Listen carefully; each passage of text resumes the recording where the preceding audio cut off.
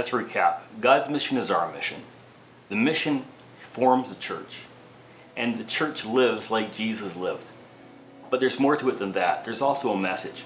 Perhaps like many of you, when I was younger, when I heard about the kingdom of God, or I read about it in the Bible, I always thought it was the same as heaven, and heaven was a place you went after you died. It wasn't until I was older and I had done some study that I found out how seriously flawed my thinking had been. The kingdom of God was already exerting itself on earth. It came when Jesus entered this earth as the Old Testament had predicted. However, the kingdom is not visible.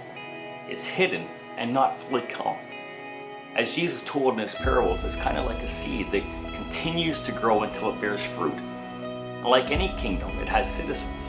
These citizens are born into membership, or perhaps more accurately, they're reborn into membership. There has to be a second birth in order to be a part of the kingdom. And the kingdom has certain cultural distinctives. God's kingdom is not like any other kingdom, governments, or empires of the world. In this kingdom, the first are last. When we're weak, then his power is present, and leading is done through servanthood and service. The greatest in the kingdom must become the least. When Jesus came, his sole message was the kingdom of God is near. It was the good news of the kingdom. Think of the kingdom as a realm. The realm is God's rule. It first enters into our hearts, and then as we continue to orient the rest of our life towards this realm, and we extend the kingdom of Jesus' reign.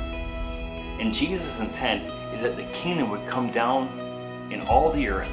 So he is redeeming not only the lives of people, but the whole of creation, including the invisible powers and principalities that are at work. And the church conveys the kingdom.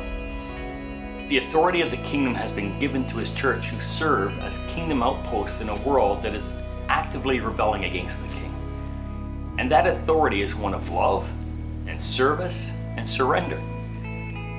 In and of ourselves, we cannot, nor would we want to, embrace that kind of life and these things that are required. But Jesus liberates us from exactly those things and that prevent us living that humble kind of life. Scholar Johannes Metz explained it in this way. It is not a liberation from our powerlessness, but from our own form of predominance. It frees us not from the state of being dominated, but from that of dominating. Not from our suffering, but from our apathy.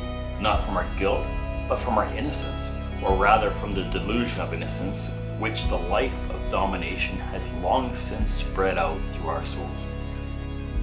It is with this kind of weak yet strong, leading yet serving, giving yet receiving type of kingdom presence that we are meant to subvert the culturally prevalent, power-mongering, and me-first individualism that exists all around us.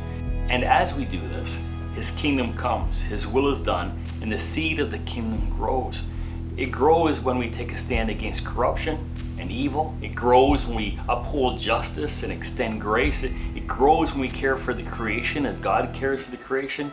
And it grows as we turn and face up the kingdom of God and encourage others to face the kingdom and surrender their lives to the King. As we live as Jesus lived, the church conveys the kingdom.